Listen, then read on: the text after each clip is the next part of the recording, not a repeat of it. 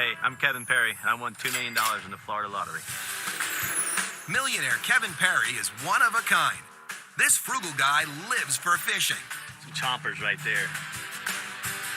It's a silver mullet. You can see that little gold right there? And rather than buy new, he believes red duct tape can fix just about anything. NASCAR red tape, it's pretty versatile. It's a good belt.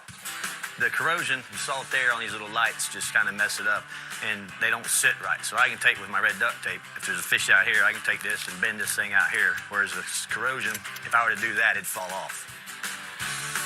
When this St. Augustine resident is not fishing the warm Florida waters, you'll find him on the construction site.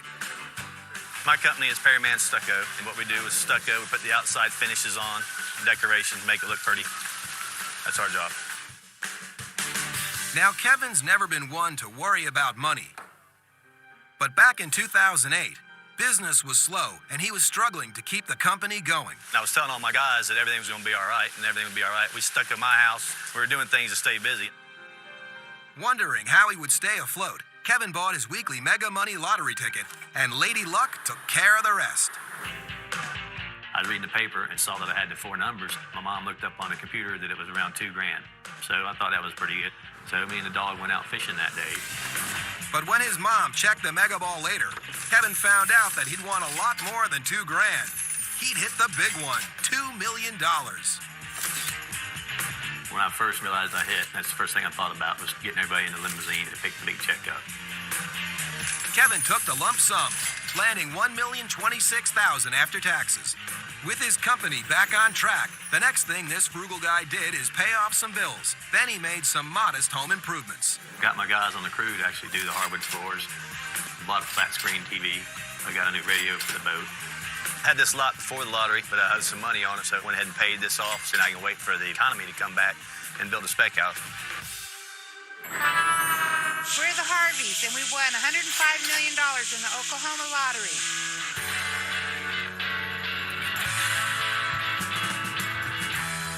Former truckers Don and Joyce Harvey are on the road trip of their lives.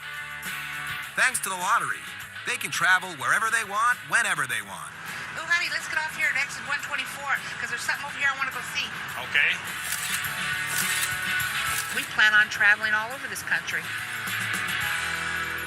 But back in 2007, life wasn't so carefree for this Oklahoma couple. They were working long hours in the trucking business, Don as a driver and Joyce as a dispatcher. 47 years I was on the road, I owned my own truck. Trucking life is hard because your husband's away from home a lot. I mean, it's fun also, but it's a hard job to do. Just for fun, wherever Don traveled, he'd pick up a lottery ticket or two. But after years of playing, the couple had little to show for their investment. In 8 years' time, I think I won $17.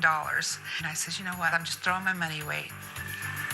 We don't drink, we don't smoke, we don't do the nightlife. Might as well spend it on something.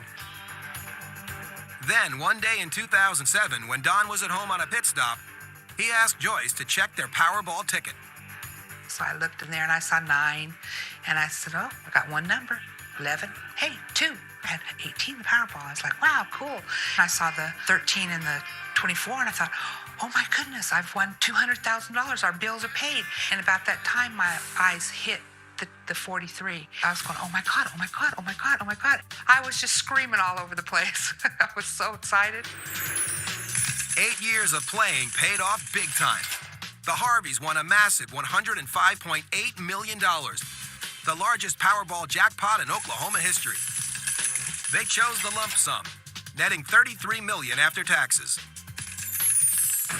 Set for life, the truckers sold the big rig and retired. Then they went house hunting. We were living in a double-wide mobile home that was about 1980. It was a fixer-upper. But these multi-millionaires had no use for a fixer-upper anymore. I'd taken a D6 dozer, I went right through the middle of it. You'll find the double-wide buried 6 feet under their new property, a 47-acre ranch in eastern Oklahoma. We have kind of like a little mini farm here. Tango, you want some of this? Come on, guys. But it was the interior that really sold them. We walked in and we saw this beautiful stairwell, and The wood in here was just all around, and it just took our breath away.